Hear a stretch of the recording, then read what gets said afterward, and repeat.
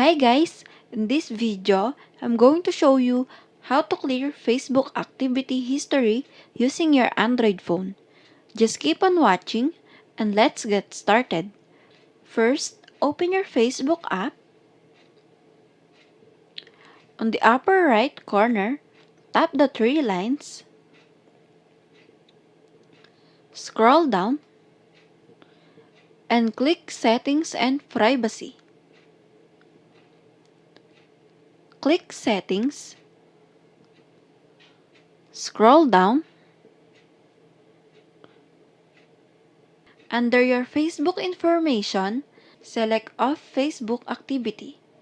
And now, click Manage Share Off Facebook Activity.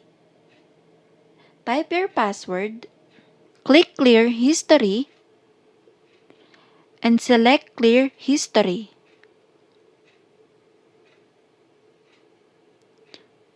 Now, let's go back and select Clear History.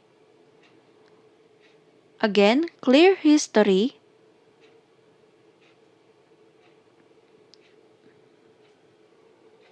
And that's it.